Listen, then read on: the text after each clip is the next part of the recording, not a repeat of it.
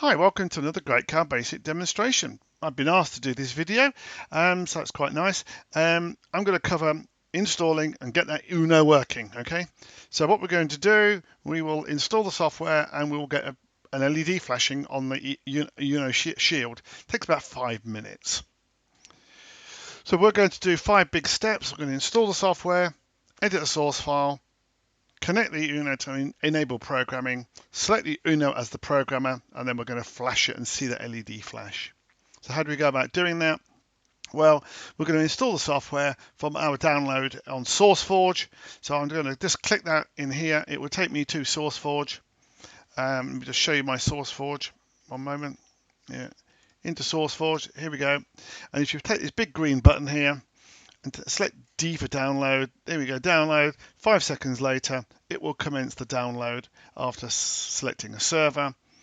And I've already downloaded it just to save time, okay? All right. I'll come back to that in a moment. So when you install it, just install it to the default directory. And when you do install it, just accept the warnings that you get on Windows 10. So let's have a look what we can see. So we're installing the software now. Welcome to Great Car Basic. Read the license, please, and accept.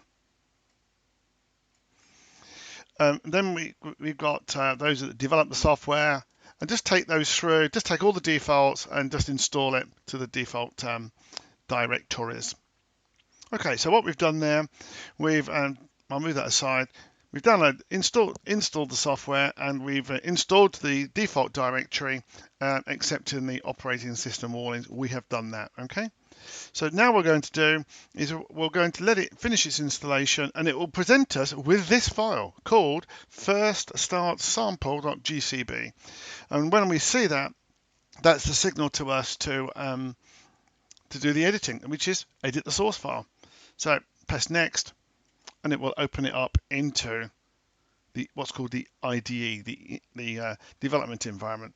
So basically what I'm going to do here is zoom in, and I've zoomed in, and all I need you to do is, we're not going to cover how this all works, is just comment out this pick line chip, #chip 16 F8778, and just uncheck the Mega 28 328p, which is for the Uno.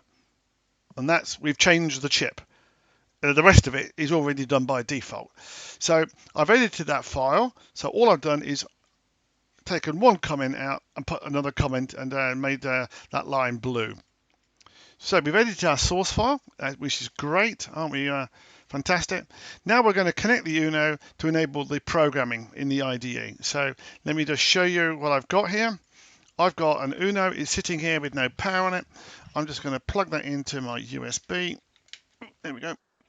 It's plugged into the USB. I've now got green light here, and this LED's on to say that it's in bootloader mode for a few seconds, which is absolutely true, which it is, okay? And that will go out. There we go, it's gone out. So now we are ready to program it, but we need to just set up the communications port. So inside of our software, we are going to select the programmer preferences, and then we're going to select the correct communications port for our Uno. So let me just show you how we do that. We go into go to my desktop.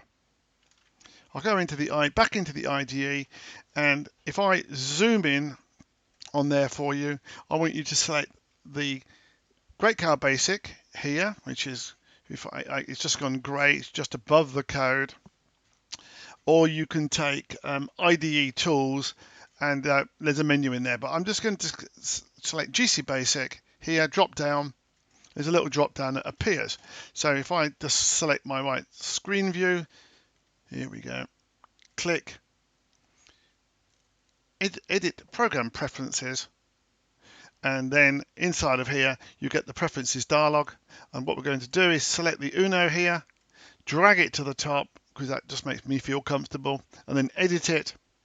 And the only thing you need to change in here is your communications port. Well, this is the option here. I have COM port 1, which is my standard inbuilt one, and my Uno is on 9 because I've just plugged it in.